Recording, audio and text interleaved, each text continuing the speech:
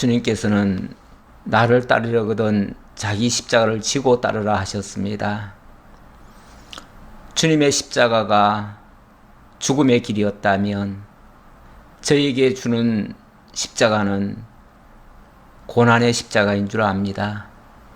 우리가 주님을 따르는 길목에 여러 가지 장애물이 있고 그 장애물을 넘으려니 많은 환난과 고통, 많은 또 인내가 필요한 줄 압니다. 하나님, 마땅히 주님을 쫓는 제자의 도리로서 주님이 가신 길에 주님의 그 아픔을 조금이라도 체휼할 수 있는 저희가 될지언정 아버지 하나님, 주님을 이용해서 나의 영광과 나의 부귀만을 쫓는 어리석은 생각하지 않도록 주님께서 인도하시고 오직 주님을 따르는 길이 참 생명임을 알고 주님의 그 선한 일에 저희도 동참하느라 때때로 다가오는 여러 가지 어려움도 능히 믿음으로 감당하고 또 그럴 때 주님께서 함께 하실 줄 믿습니다. 이 믿음으로 능히 이겨내게 하옵소서. 여러 가지 어려운 일들이 많이 발생하고 있습니다. 연 이틀에 걸친 폭우로 인해서 많이 상처 입은 또 우리 국민들이 있습니다. 또한 성도들 가운데도 어려움을 겪는 분들도 있을 줄 압니다. 또한 코로나도 15만이나 올라갔다고 합니다. 여러 가지 어려운 일들이 저희 앞에 놓여 있지만 이 모든 것이 우리가 또한 감당해야 될 이 시대의 십자가임을 저희들이 기억하고 넉넉히 내 몫의 태인 십자가를 지고 갈 수 있는, 그것도 찬송 부르며 기쁨으로 나아갈 수 있는 저희 모두가 되게 하옵소서. 저희들의 모든 길에 주님의 인도하심이 있기를 간절히 바라오며 예수님 이름으로 기도하옵나이다. 아멘. 열왕기하 8장 1절로 봉독합니다. 엘리사가 이전에 아들을 다시 살려준 여인에게 이르되 너는 일어나서 내 가족과 함께 거주할 만한 곳으로 가서 거주하라. 여호와께서 기근을 부르셨으니 그대로 이 땅에 7년 동안 임하리라 하니 여인이 일어나서 하나님의 사람의 말대로 행하여 그의 가족과 함께 가서 블레셋 사람들의 땅에 7년을 우거하다가 7년이 다함에 여인이 블레셋 사람들의 땅에서 돌아와 자기 집과 전토를 위하여 호소하려 하여 왕에게 나아갔더라. 아멘. 3절까지 봉독해 드렸습니다. 8장에 들어와서 갑자기 또 수넴 여인 이야기가 나오네요. 수넴 여인 이야기라고 하면 어쩌면 이 사건은 시간적으로 7장 이후의 사건이 아니라 그 이전에 있었던 일 같기도 합니다. 왜냐하면 또 본문에는 게하시도 등장을 합니다. 이 게하시는 지난번에 나하만 장군 그 물품을 욕심내다가 나하만이 갖고 있던 그 문둥병이 옮겨왔죠. 그래서 하나님께서 이스라엘의 범죄가 이렇게 극악하다는 것을 그 게하시를 통해서, 그 게하시의 그 탐욕을 통해서 보여주신 바도 있다. 제가 그렇게 말씀드린 바가 있습니다. 그러니까 이 사건이 한참 전에 있었는데 지금 이 장면을 이야기하는 거 보면 어쩌면 이 장면은 그 전 상태의 것이 아닌가라고, 이건 물론 추정입니다. 뭐 본문에는, 성경에서는 이게 어느 때에 있었던 일이다 이렇게는 기록하고 있지 않습니다. 그런데 제가 이제 전에도 말씀드렸지만 성경은 이 벌어진 사건을 시간순으로 서술해 놓은 게 아닙니다. 어찌 보면 유사한 사건들을 앞에 있었던 일과 저 뒤에 있었던 일을 같이 묶어서 한 챕터에다가 기록을 해놓기도 합니다. 그러니까 이 사건이 저는 비교적 초기가 아니겠는가라는 생각을 해봅니다. 그거는 이제 이 게하시가 여기 또 등장하기 때문에 제가 그렇게 말씀드렸고, 또 수냄 여인이 등장하기 때문에 그렇다는 건데, 뭐 사실 이게 뭐 앞에 있었다 뒤에 있었다 그건 중요한 건 아니니까 그 정도로만 참고하시고요. 예. 그러나 성경은 너무나 정확하다는 거, 이것만 제가 강조하기 위해서 그 말도 제가 곁들였습니다. 자, 8장에 갑자기 수냄 여인이 등장하는데요. 이 수냄 여인은 누군가? 자, 일단 장면을 좀 볼까요? 예. 오늘 살펴볼 말씀이 8장 1절로부터 끝까지 가능하면 가보려고 하는데요. 예, 8장 1절로부터 6절에서는 블레셋을 다녀온 수냄 여인이 회복되는 과정을 소개하는 장면이고요.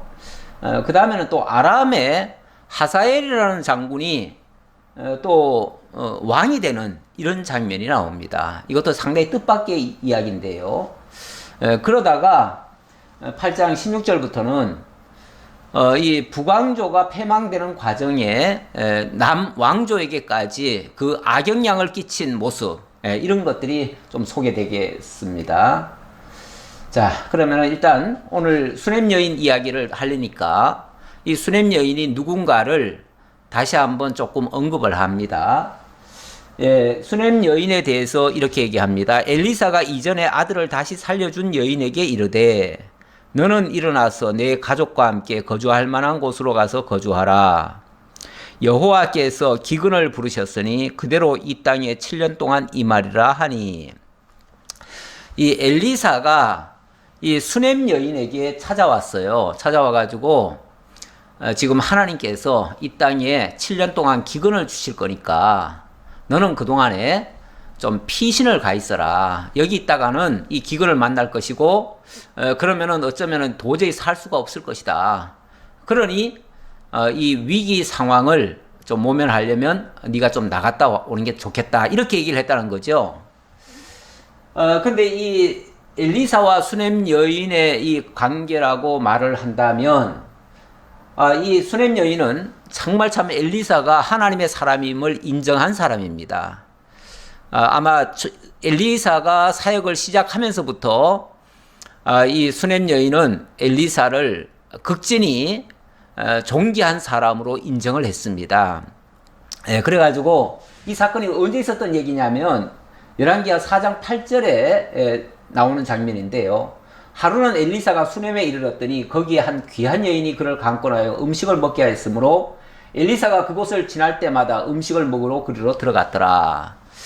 이 엘리사가 수넴 지역을 방문할 적마다 이 여인이 아주 극진히 이렇게 환영을 해서 집에 모셔다가 음식도 주고, 또 어떤 때는 남편에게 얘기를 해가지고 이 엘리사가 머물 동안에 방을 하나 제공을 합니다. 그리고 책상도 하나 마련해 놓고 거기서 뭐 책도 보고 또 하나님과의 기도도 하고 교통할 수 있도록 이렇게 큰 배려를 해줬어요. 하나님의 선지자를 사실 인정받기 어렵거든요. 하나님의 선지자가 어디 가도 하나님의 선지자가 환영받는 일은 거의 없습니다. 오히려 전에 왜 그 베델에 엘리사가 올라갈 때 뭐 대머리여 올라가라 대머리여 올라가라 하면서 막 비난하고 조롱하고 이런 적은 많았었죠. 그리고 엘리사가 가는 곳마다 사실은 그 왕들도 싫어했습니다. 그래서 왕들이 선지자가 오는 것을 극도로 꺼려했고 심지어는 죽이려 하고, 그래서 때로는 막 도망가기도 하고 그랬었죠. 한마디로 선지자가 어디서든지 환영을 못 받습니다. 못 받는데 이 여인은 어찌된 영문인지 엘리사를 극진히 접대를 했어요. 그러니까 남이 알아주지 않는 것을 인정을 했다. 이거는 정말 보통 사람이 아닙니다. 남이 아무도 안 알아주는 사람을 정말 참 귀한 사람이라고 인정하는 일, 이건 정말 값진 일이에요.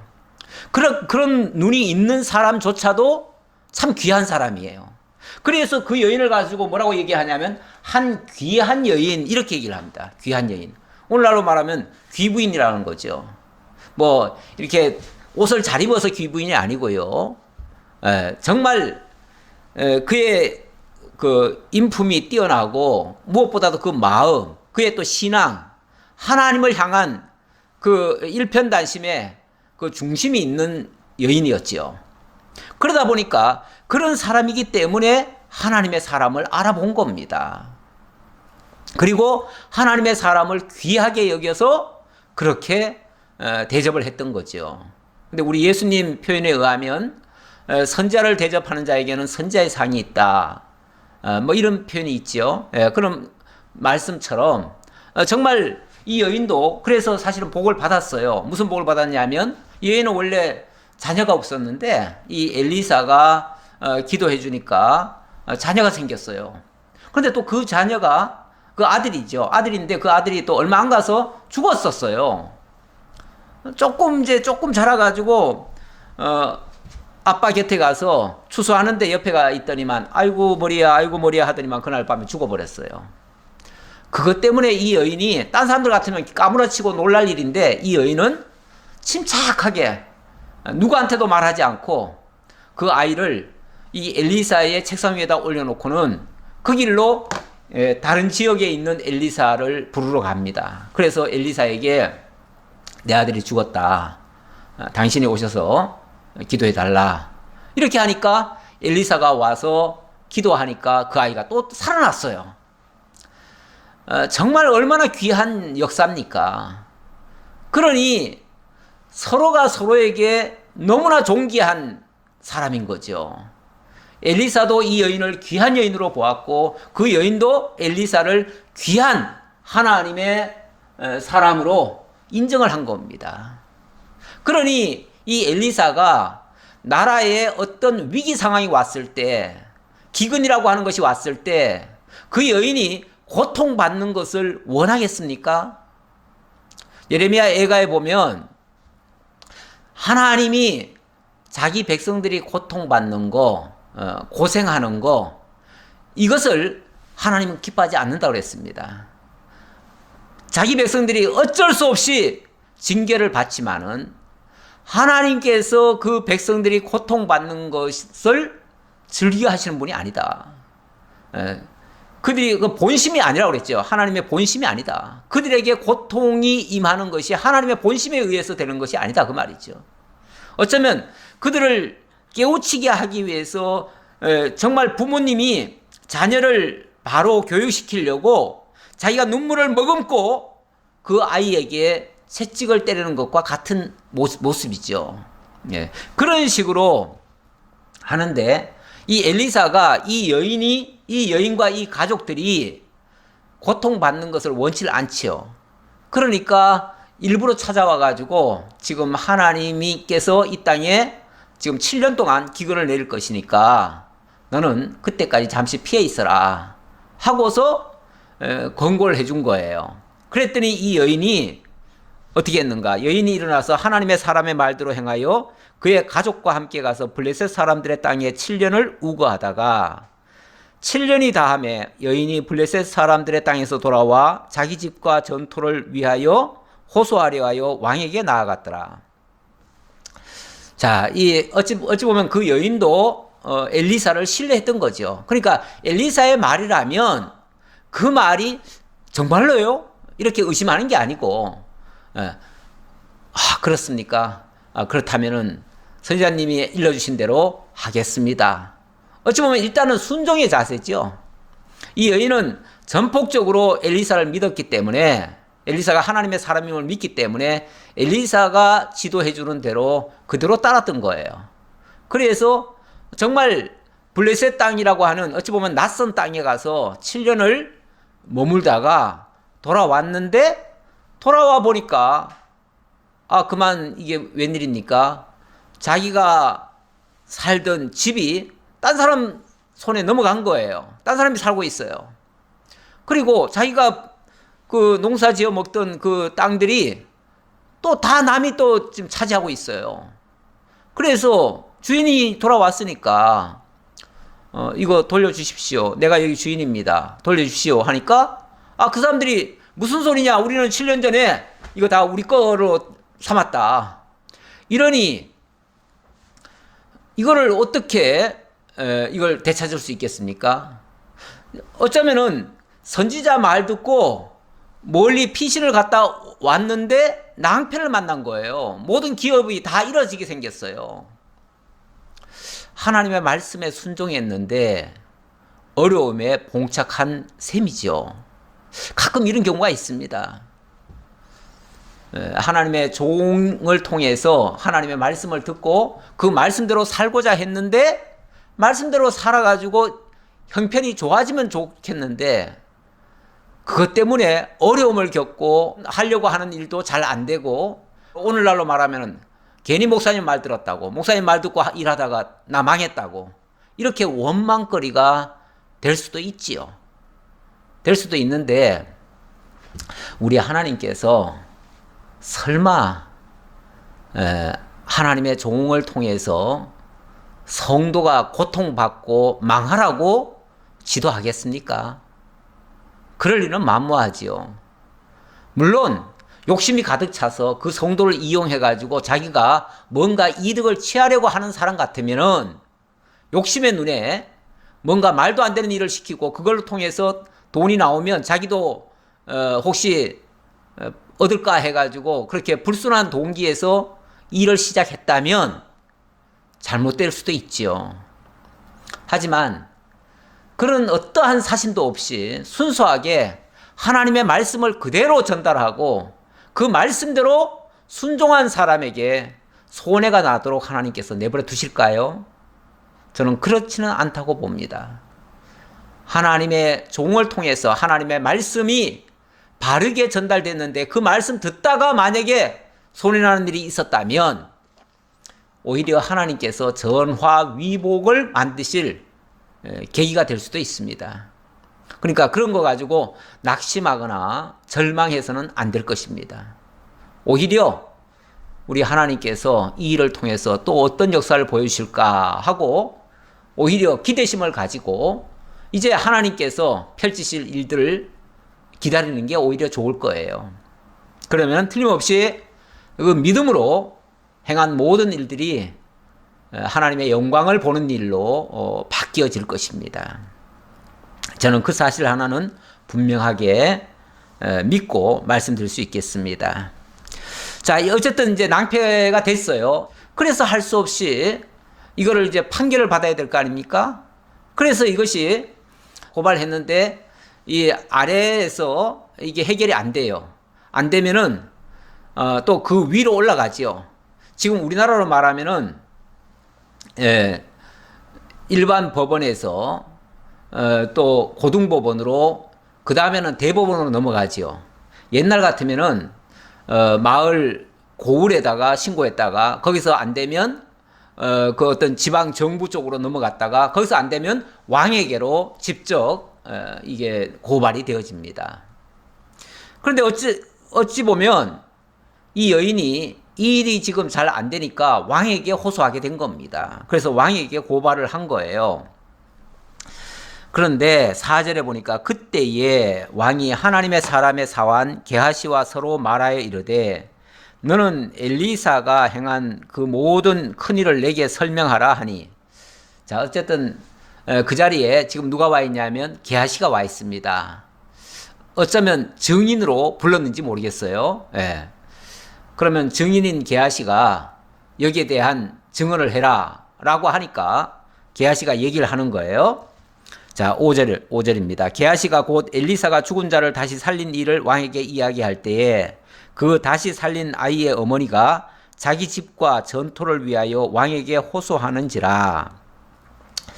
예, 이제 게하시가 어찌 보면 증인으로 이야기를 하고 있고 또 이 여인도 왕에게 자기를 변호하고 있고 자기를 변호하는 사람과 증인의 말이 일치되면 그 말은 신뢰가 될 수 있는 거겠죠. 예. 그래서 이제 그 이야기를 듣고 왕이 이 게하시 얘기가 좀 더 나오네요. 5절 끝부분에요. 게하시가 이르되 내 주 왕이여 이는 그 여인이요 저는 그의 아들이니 곧 엘리사가 다시 살린 자니이다 하니라. 그 여인이 엘리사가 주고 다시 살려놓은 그 아이까지 같이 데리고 와서 이 얘기를 한 것 같아요. 그러니까 이 아이가 바로 그 엘리사가 살린 그 아이입니다. 그리고 이 여인이 이런 일을 했었고 또 엘리사 선자의 말씀을 듣고 저 멀리까지 갔다가 왔습니다. 이건 제가 분명히 확실히 아는 사실입니다. 거기에 엘리사의 아마 침상도 있고 다 있을 겁니다. 그런 어떤 증거까지 다 들이댔겠죠.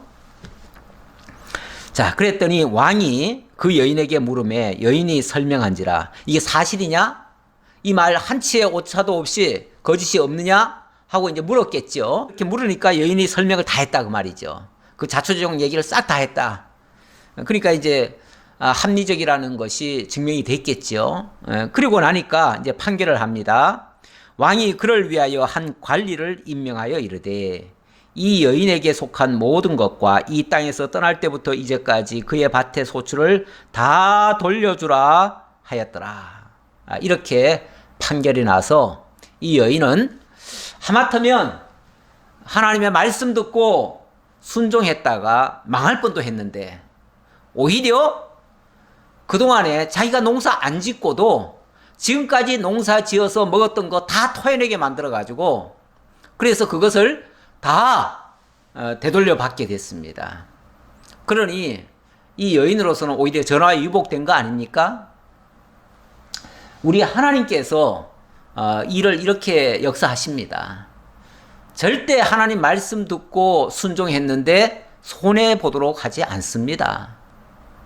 하나님 자기 이름을 걸고 말씀하신 거기 때문에 하나님 당신이 여호와라는 사실을 알게 하기 위해서라도 언약의 말씀대로 약속의 말씀대로 해주실 겁니다. 그거 믿고 사는 사람이 정말 믿는 사람이에요. 그거 못 믿으면 믿는 사람 아닙니다. 우리가 정말로 하나님의 말씀을 믿는다면 하나님 절대 말씀대로 살아가는 사람 손해보지 않게 하실 겁니다. 망하지 않을 겁니다. 하나님 망하게 내버려 두지 않습니다. 이 사실을 굳게 믿고 어떤 어려움이 와도 그것 때문에 콧받들이고 낙심하고 이럴 필요가 없습니다. 그리고요, 지금 이 여인이 저 블레셋 땅을 갔다 온 게 자기 욕심대로 간 게 아니잖아요. 여기 지도가 있는데요. 이 수넴에서 여기가 지금 블레셋 땅입니다. 블레셋까지 내려갔다가 여기서 다시 돌아왔는데 이거 어찌 보면은 완전히 낯선 땅 아닙니까? 아니 이 여인이 여기를 갈 이유가 뭐가 있습니까?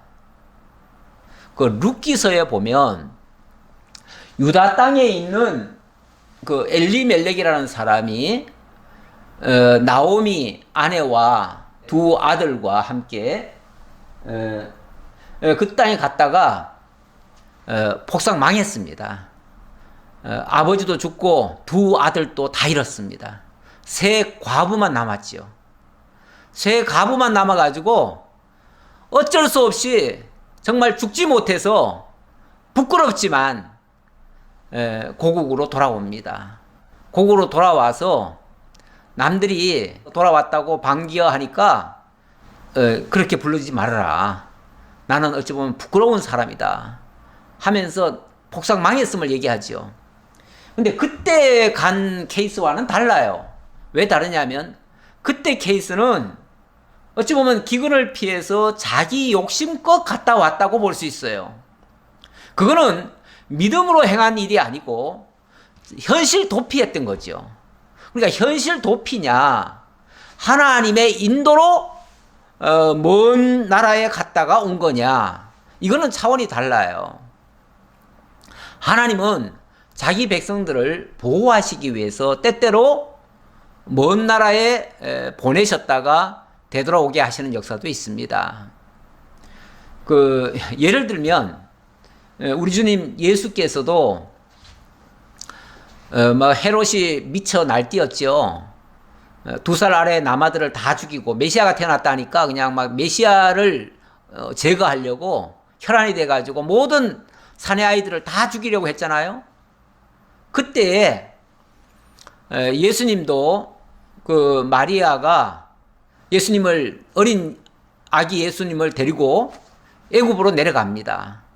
애굽에 내려갔다가 오랜 후에 다시 돌아오지요. 그런데 요한계시록에 가보면 요한계시록 12장에 가보면 이런 말씀이 있습니다.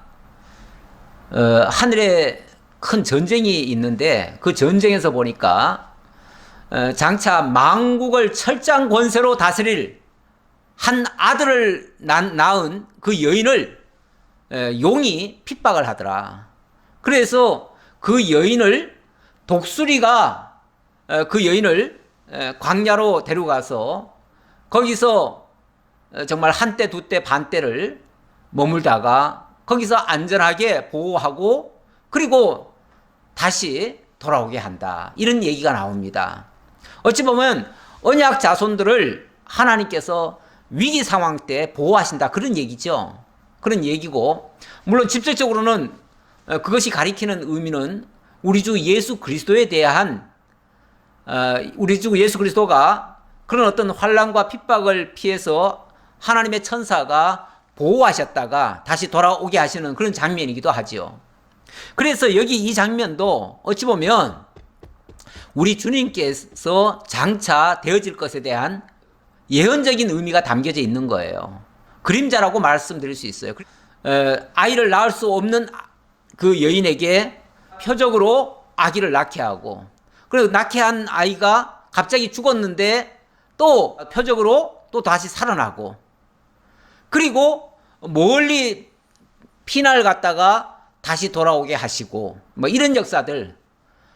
이게 이제 엘리사의 표적이라고도 말할 수 있지만 그 표적 속에 담겨 있는 이런 일련의 사건들이 장차 우리 주 예수 그리스도께서 구속할 자로 오셔가지고 십자가에 못 박혀 죽었다가 다시 살아날 것, 그리고 그 위기 상황을 하나님께서 보호해 주실 것, 이런 거에 대한 희미한 그림자다. 그 정도로는 말씀드릴 수 있겠습니다. 그렇다고 해서 그 메시아를 가리킨다 뭐 이렇게 얘기하면 안 되죠. 이 아들이 그 메시아를 가리킨다 이렇게 말할 수는 없지만 그런 어떤 예표적인 사건으로서는 충분히 설명이 가능하다. 그 정도까지만 말씀드리겠습니다. 자, 그리고 자 8장 7절로부터 또 하나의 사건이 있습니다. 엘리사가 다메섹에 갔을 때에 아람 왕 베나닷이 병들었더니 왕에게 들리기를 이르되 하나님의 사람이 여기 이르렀나이다 하니, 이 엘리사가 갑자기 다메섹을 가네요. 다메섹은 분명히 그 아람의 수도고요. 거기는 이스라엘로 말하면 그 적국 아닙니까? 근데 적국의 땅에 왜 가지요? 물론 이유 없이 갈 리는 없지요. 이유가 분명히 있지요. 그러나 이 베나닷은 그 엘리사에 대해서는 감정이 썩 좋지는 않습니다. 왜냐하면 지난번에 한번 왜 전쟁을 했다가 이 엘리사 때문에 낭패당했었잖아요. 그리고 어찌 보면은 패전하고 돌아왔는데 지금 엘리사가 오니까 한편으로는 적이라고도 생각되지만 또 한편으로는 정말 참 대단한 사람이다. 저 사람에게는 하나님이 함께하고 있다. 이렇게 생각하지요. 그래서 베나닷이 사람을 그 선자에게 보내가지고 자기에 대해서 묻고 싶은 거예요. 그래서 8절 왕이 하사엘에게 이르되 너는 손에 예물을 가지고 가서 하나님의 사람을 맞이하고 내가 이 병에서 살아나겠는지 그를 통하여 여호와께 물으라. 자기 측근에 어찌 보면 가장 믿을 만한 사람이 하사엘이라는 사람이 있었습니다. 그 하사엘에게 너 선지자 찾아뵙고 선지자에게 예물도 드리고 그리고 내가 지금 병이 들었는데 내가 어떻게 되는지 그것 좀 알아보고 와라 라고 물어오게 했어요. 그랬더니 하사엘이 그를 맞이하러 갈새 다메섹의 모든 좋은 물품으로 예물을 삼아 가지고 낙타 40마리에 싣고 나아가서 그의 앞에 서서 이르되 당신의 아들 아람 왕 베나닷이 나를 당신에게 보내 이르되 나의 이 병이 낫겠나이까 하더이다 하니, 이 하사엘이 일단은 그 왕의 왕명을 받들어서 선자를 찾아왔습니다. 그리고 깍듯이 예를 갖추죠. 그리고 많은 예물, 무려 낙타에다가 40마리에 낙타 40마리에다가 물건을 실었다잖아요. 엄청난 양을 실었겠죠. 그리고 이제 물었습니다. 병이 낫겠느냐고 물었더니 엘리사가 이르되 너는 가서 그에게 말하기를 왕이 반드시 나으리이다 하고 하라. 그러나 여호와께서 그가 반드시 죽으리라고 내게 알게 하셨느니라 하고. 자, 두 가지를 얘기했습니다. 하나는 반드시 낫는다. 베나닷의 병에서 완전히 낫는다. 그리고 또 하나는 그러나 그는 죽을 것이다. 병은 낫는데 죽을 것이다. 그 말이에요. 예, 이거는 참 어찌 보면은 비극 아니겠어요? 병이 낫는데 그 병에서 나음을 입어가지고 구원을 받는 게 아니고 병은 낫지만 그 길로 죽을 것이다.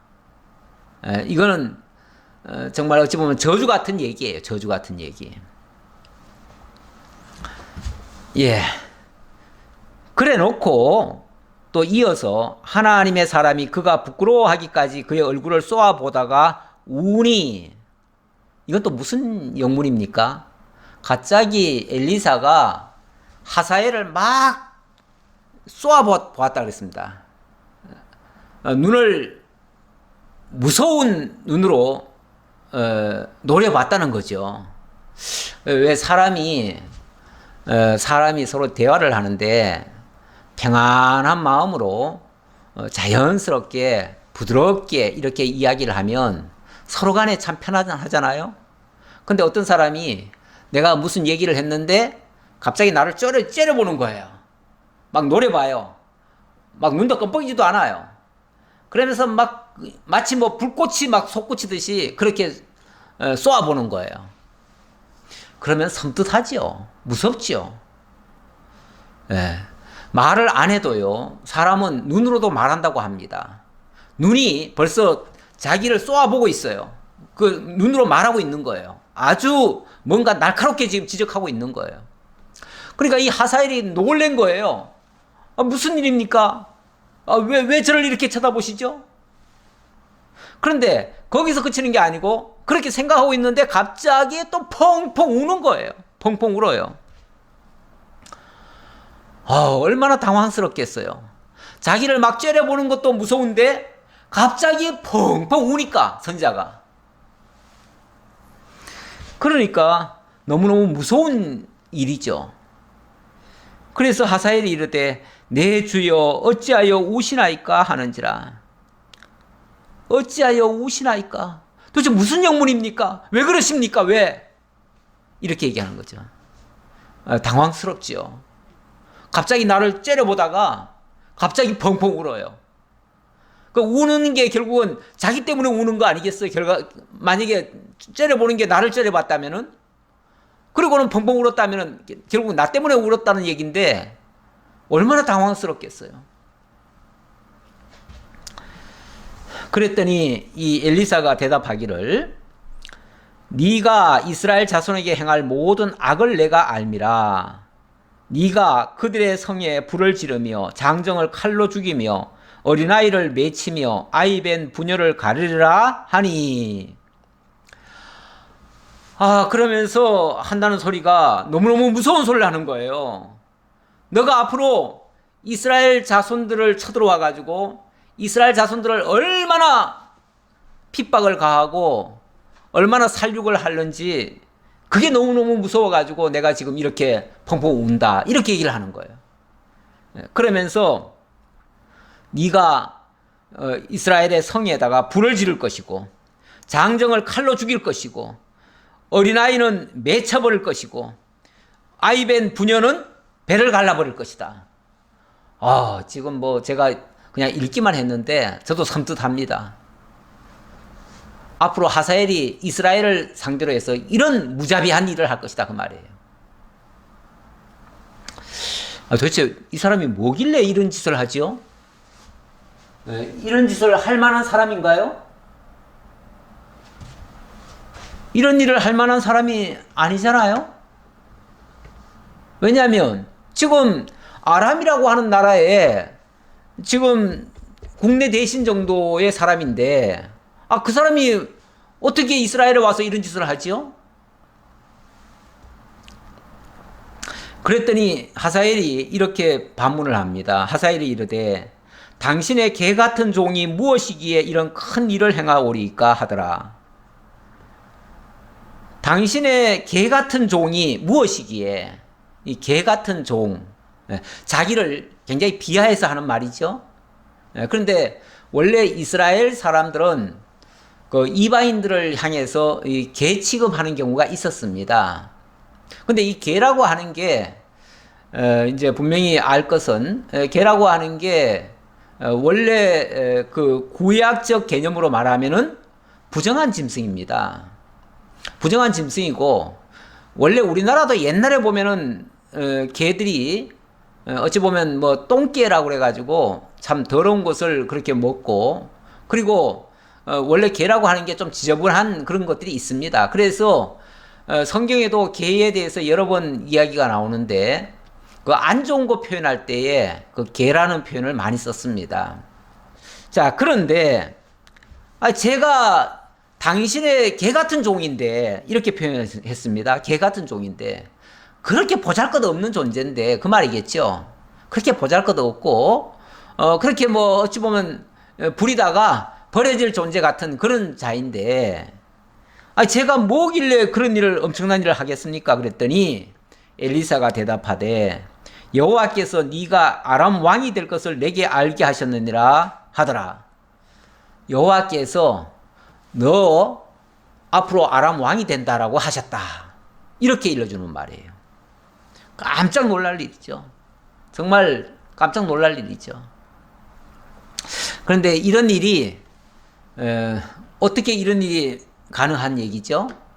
이거는 사실 일찍이 열왕기상 19장 15절에서 엘리야 선지자, 지금 엘리사인데요. 엘리야 선지자가 엘리사에게 했던 말이에요. 이게 하나님께서 엘리야에게 세 가지를, 마지막에 세 가지를 말씀하셨어요. 그 첫 번째가 뭐냐면 19장 15절에 여호와께서 그에게 이르시되 너는 내 길을 돌이켜 광야를 통하여 다마섹에 가서 이르거든 하사엘에게 기름을 부어 아람의 왕이 되게 하고, 이렇게 얘기를 했습니다. 이 하사엘에게 기름을 부어서 아람의 왕이 되게 하라, 이렇게 말씀하셨다 그 말이에요. 근데 그 말씀대로 지금 되는 거예요. 지금 어찌 보면은, 물론 이거는 진작하셨지만은 이제 그게 집행에 옮겨지는 거예요. 우리 하나님의 말씀이 떨어졌다고 해가지고 바로 즉각 시행되는 게 아니라 어느 때가 돼야 그 역사가 일어나죠.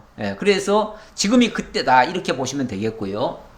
그때 하나님께서 또 예언을 해주신 게 뭐냐면 너는 또 님시 아들 예후에게 기름을 부어 이스라엘 왕이 되게 하고 또 사밧의 아들 엘리사에게 기름을 부어서 너를 대신하여 선지자가 되게 하라 그랬습니다. 근데 그렇게 하는 이유가 뭐였냐면 바로 이거였죠. 하사엘의 칼을 피하는 자를 예후가 죽일 것이요 예후의 칼을 피하는 자를 엘리사가 죽이리라. 이 말은 하나님께서 이스라엘에다가 심판을 내리겠다는 거예요. 심판을. 이 이스라엘을 무너뜨리겠다 그 말이에요. 무너뜨리기로 하나님 작정하셨다 그 말이에요. 작정하셨는데 1차적으로는 누굴 통해서 무너뜨리냐면은 하사엘을 통해서 무너뜨릴 거다 그 말이에요. 그러니까 아람의 왕이 하사엘로 바뀌어 가지고 그 하사엘이 와서 이스라엘을 짓밟을 것이다. 이게 첫 번째 얘기였고요. 그 다음에 하사엘이 다 무너뜨리지는 못하고 일부 남았을 텐데 그 일부 남은 거에 대해서는 예후가 이스라엘의 왕이 돼서 그 아합 왕가를 무너뜨릴 것이다. 그리고 그 예후는 나중에 또 이 엘리사가 또 예후의 칼을 피하는 자는 엘리사가 또 그들을 징벌할 것이다. 이렇게 예언을 했다는 거예요. 예언을 했는데 그 예언 중에 지금 1차적으로 그게 지금 이루어지는 말씀이에요. 참 우리 하나님 말씀 정말 놀랍습니다. 이게 한참 지난 얘기거든요. 한참 지난 얘기인데 한참 지났더라도 하나님의 말씀은 땅에 떨어져 없어지는 법이 없습니다. 반드시 땅에 떨어지면은 원래 씨앗이 땅에 떨어지면요 하루아침에 나지는 않아요. 그런데 한참 지나면은 거기서 싹이 납니다. 그리고 자라면은 어떤 역사가 나타납니다. 바로 그렇게 됐다 그 말이죠. 여기 지금 하사엘의 동상인데요. 이거는 실제 그 아람 지역에서 지금은 시리아 지역인데 그 시리아 지역에서 출토된 그 묘비의 모습입니다. 초상화가 그려져 있는 그런 묘비라고 할 수 있는데요. 실제로 이 하사엘이 왕이 됐습니다. 나중에 왕이 돼서 그런데 이 사람이 왕이 되는 과정을 보면 굉장히 불의한 방법으로 되죠. 자기 주군을 죽이는 거죠. 시해를 하는 거죠. 어찌 보면 정상적인 절차를 밟아서 왕이 되는 건 아니에요.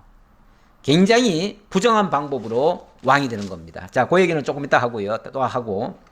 자, 14절 보니까 그가 엘리사를 떠나가서 그의 주인에게 나아가니 왕이 그에게 묻되 엘리사가 내게 무슨 말을 하더냐 하니 대답하되 그가 내게 이르기를 왕이 반드시 살아나시리이다 하더이다 하더라. 그런데 엘리사가 뭐라고 하더냐, 사실대로 다 보고해라 했더니 사실대로 보고하는 것이 아니라 절반만 보고하네요. 절반은 숨기고 절반만 보고했습니다. 다시 말하면 이 베나닷이 나을 것이다 라는 말만 해주고 그러나 당신은 죽습니다 이 얘기는 못했지요. 사실 그런 얘기는 못하지요. 못해요. 이 지도자들은요 그 아랫사람들이 뭐를 보고할 때 그 액면 그대로 다 믿으시면 안 됩니다. 왜냐하면 유리한 거는 보고하고요 불리한 거는 보고 안 할 수도 있어요. 사실은 충신 같으면은 안 좋은 얘기도 다 전해주는 게 맞기는 맞습니다. 예를 들어서 국민들이 백성들이 왕에 대해서 굉장히 불만을 가지고 있고 뭔가 잘못하는 게 있으면 그런 것을 정말 자기 측근의 사람, 정말 자기가 신뢰할 만한 사람을 보내가지고 도대체 그들이 무슨 불만이 있는지 좋은 것만 알아오라고 하지 말고 정말 뭔가 불만이 있는지 뭔가 어려움은 없는지 그런 걸 살펴오라게 해야 돼요. 그게 일종의 민정시찰이죠. 그래서 백성들의 그런 그 노고나 고통스러운 것을 다 살펴서 보고하도록 해야 됩니다. 이거는 대놓고 하는 게 아니에요. 그런 건 절대 대놓고 하면 안 됩니다. 몰래 하게 해야 됩니다. 그러면은 백성들이 어떻게 생각하는가를 다 알게 되지요. 그러면 거기에 대해서 정말 그러면 이 백성들을 어떻게 위하면 되겠느냐 해가지고 백성들이 원하는 것을 해주면은 백성들은 다 인기가 올라갑니다. 좋아질 겁니다. 그런데 정말 아부하기 좋아하는 사람이나 이런 사람을 내려보내가지고 공식적으로 뭘 일 처리를 하면요 공식적으로는 좋지 않은 얘기는 하질 않습니다. 그러니까 마치 백성들이 당신을 참 좋아합니다 이 얘기만 해주고 이런 불만을 합디다 그런 얘기는 안 해줍니다. 그러니까 이 왜곡된 정보를 듣죠. 왜곡된 정보. 한편의 이야기만 듣죠. 자기 잘한다는 얘기만 듣죠. 이러면 우쭐우쭐해져가지고 더 기고만장하게 행동하지요. 그러다가 어느 날 하루에 한 방에 훅 가는 겁니다. 지도자들이 듣기 좋은 소리만 듣기 시작하면요. 그리고 만약에 듣기 싫은 소리 하면요. 막 성질을 낸다든지 이렇게 되면요. 알아서 다 걸러줍니다. 다 필터링을 해줍니다. 그래가지고 중간에 듣기 좋은 말은 들려주고 듣기 싫은 말은 다 걸러버립니다. 그러면은 그 사람은 정말 그 민심을 알지 못하는 왕이 되는 거죠. 그러면은 얼마 안 가서 망하는 겁니다. 자, 어쨌든 이 하사엘이 이렇게 일부만 보고를 했어요. 그래 놓고 그 다음날 그 이튿날에 하사엘이 이불에 물을 적시어 왕의 얼굴에 덮음에 왕이 죽은지라 그가 대신하여 왕이 되니라. 그 이튿날 이 하사엘이 사고를 치네요. 그 이튿날 왕궁에 들어가서 왕을 살펴보니까 왕이 어젯밤에 깨끗이 나은 거예요. 자, 왕이 나았는데 왕이 나은 걸 그대로 내버려 두면 어떻게 될까요? 그대로 내버려 두면은 왕이 이제 회복이 돼 가지고 계속 왕 노릇을 하겠죠. 그런데 하나님께서 네가 왕이 될 거다 하니까 그것 때문에 그랬는지 어쨌는지 갑자기 그 베나닷을 죽일 마음을 먹습니다. 그래 가지고 갑자기 이불에다가 물을 적셔 가지고는 그냥 입에다 틀어 막습니다. 일종의 질식사를 시킨 거죠. 사람이라는 게 뭐 대단히 강한 것 같지만요. 숨 1, 2분만 못 쉬면은 죽는 겁니다. 어찌 보면 되게 연약한 존재예요. 예, 굉장히 연약한 존재예요. 강할 때는 뭐 말로는 어마어마하게 온 천하를 다 휘저을 것처럼 얘기하지만 실제로는 그 작은 숨 하나도 제대로 못 쉬면 바로 죽는 거예요. 천하의 베나닷도 어이없이 자기 신하가 틀어막은 그 이불 때문에 숨 못 쉬어서 그냥 죽었어요. 비참하게 죽은 거죠. 자, 그리고 나서 하사엘은 드디어 왕이 됐습니다. 왕이 됐는데 자기가 그냥 그 왕자를 깨차버린 거죠. 원래 그 왕이 죽게 되면요, 그때 그 순간 만약에 이게 이제 정상적인 절차를 밟게 되면 다시 그 아들이 또 왕위 위에 오르고 이렇게 되겠죠. 그러기 전에 만약에 어떤 수를 써놓으면은 예를 들어서 왕자들 다 가둬버렸다. 아마 미리 작전을 펼쳤을 수도 있어요. 예. 그렇게 하면 일종의 그게 쿠데타죠. 쿠데타예요. 이렇게 정당하지 못한 방법으로 왕이 된 사람은요, 틀림없이 독재합니다. 틀림없이 독재예요. 그리고 철권 통치를 합니다. 이렇게 그 하사엘의 묘비가 이렇게 잘 만들어져 있다는 것도요, 그가 엄청나게 폭군 행세를 했다는 얘기예요.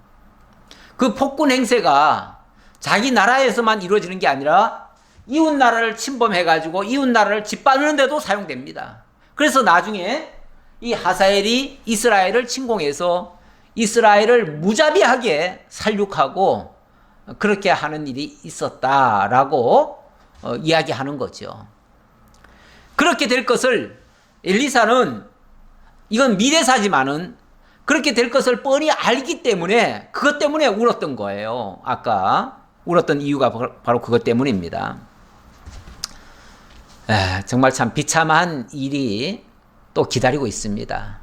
이게 이제 어찌 보면 아합 왕가에 대한 하나님의 심판이고 저주의 모습입니다. 이렇게 하나님 떠난 그 왕가는 무너질 수밖에 없어요. 자, 16절입니다. 16절의 내용은 16절부터는 북왕조 패망 과정인데, 북왕조가 패망하는 과정에 오늘 실제로 내용은 보니까 유다 이야기가 나오네요. 왜 북왕조 패망 과정에 유다 이야기가 나오는가? 그것은 이 유다 왕가와 지금 북이스라엘이 아주 밀접한 관계 속에 놓여 있기 때문에 그렇습니다. 어찌 보면 그들과 함께하지 말아야 될 유다가 그들과 멍에를 같이 매는 꼴이 되어버렸습니다.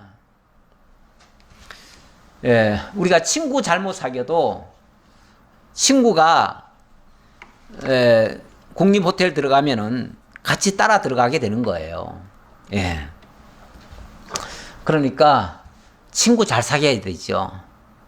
그래서 사람은 친구를 보면은 그 사람을 알 수 있다 그래요. 그 사람이 누군지 잘 모르거들랑 그의 친구를 보라 그래요.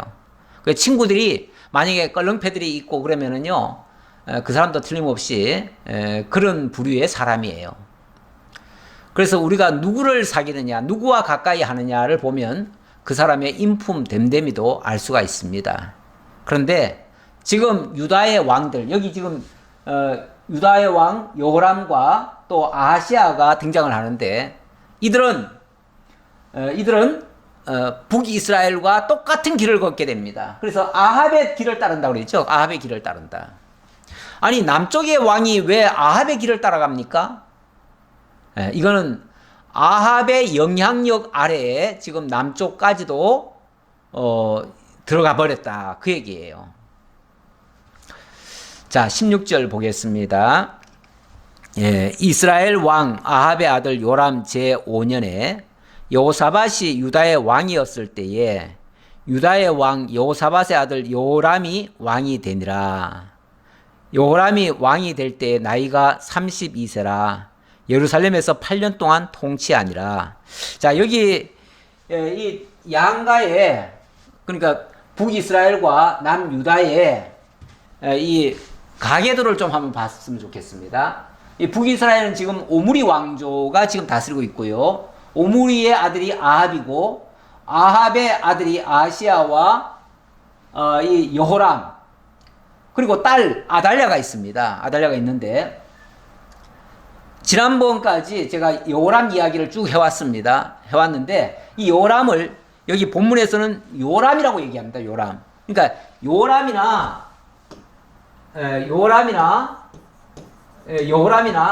사실은 같은 단어예요. 같은 단어인데 남쪽에도 요람이 있습니다.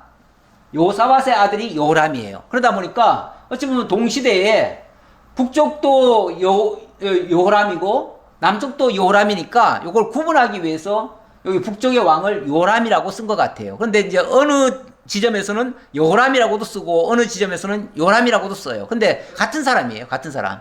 네. 그러니까 요람이나 같은 단어라고 보시면 되겠고요. 근데 여기 보니까 뭐 또 아들이 또 이 요사밧의 또 손주가 아하시아네요. 근데 여기도 보니까 북쪽에도 아합의 아들이 또 아하시아예요. 그러니까 북쪽과 이 남쪽이 이름이 비슷비슷해요. 서로 사돈까지 맺었고요. 지금 아합과 요사밧 사이는 지금 사돈이에요. 사돈 관계고 실제로는 이 아합의 딸 아달랴가 여호람과 이 혼인을 맺은 거예요. 그래서 남쪽에 지금 왕의 부인 그러니까 왕비가 북쪽의 아합의 딸이에요. 그런데 그 아합이라는 사람이 누굽니까? 그의 아내가 이세벨인데요. 이세벨.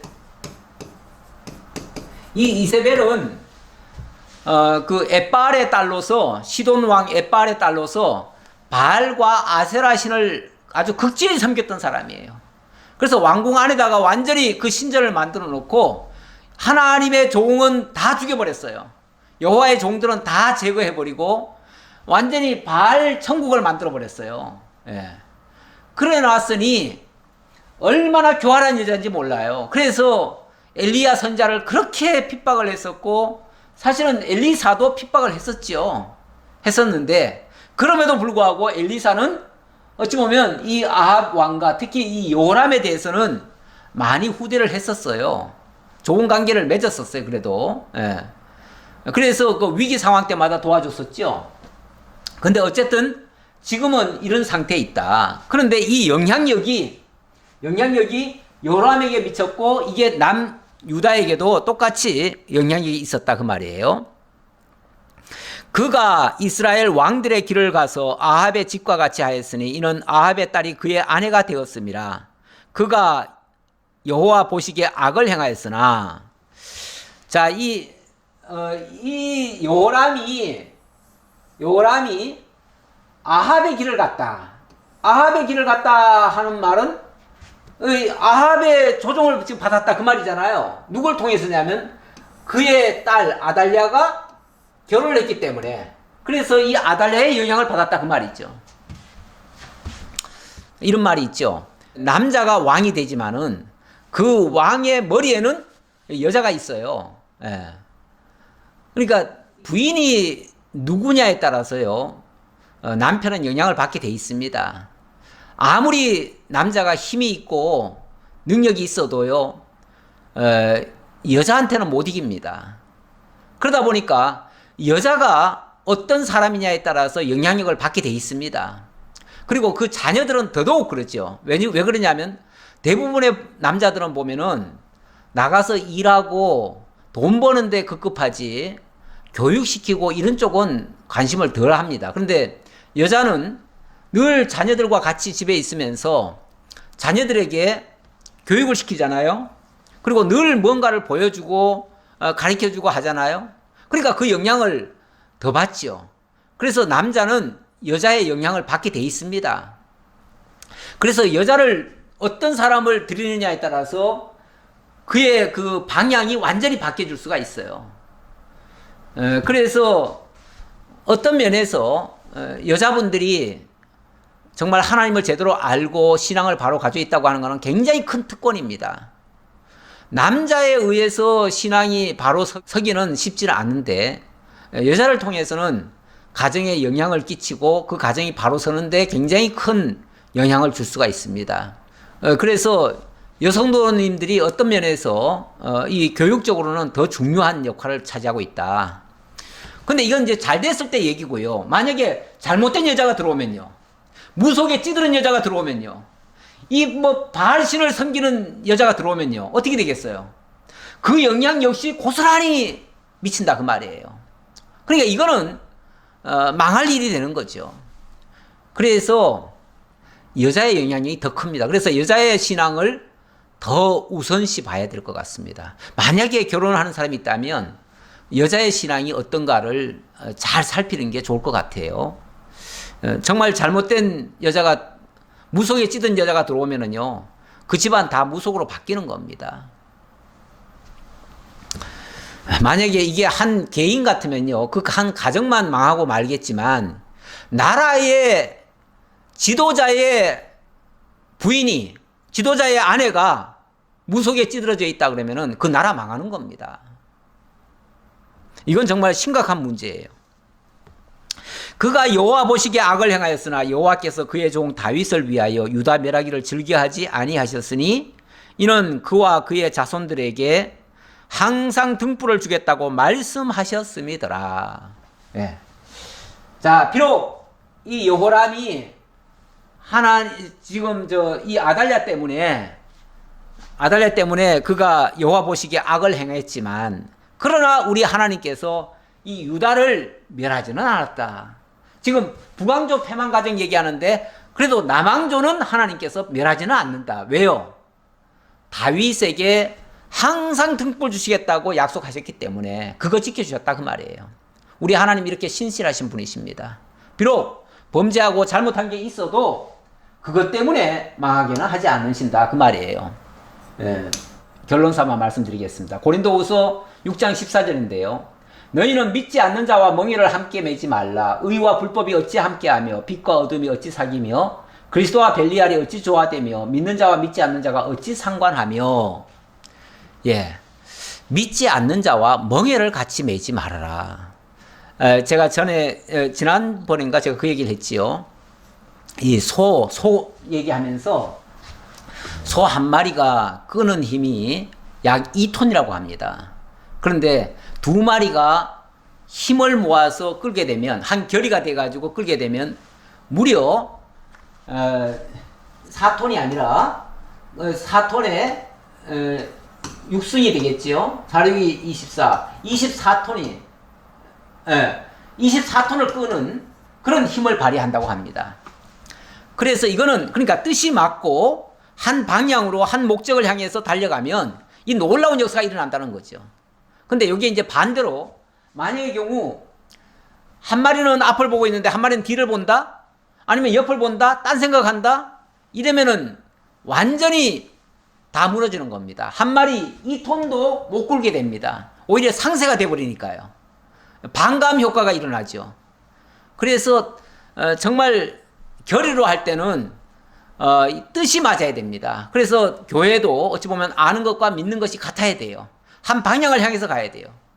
근데 이게 만약에 제각각의 생각을 제각각 펼치게 되면 완전히 교회 무너지는 겁니다. 아수라장이 되는 겁니다. 그래서 교회는 부지런히 아는 것과 믿는 것이 같아지기를 힘쓰면서 그렇게 노력하게 되는 것이죠. 오늘 여기까지 살펴보도록 하겠습니다.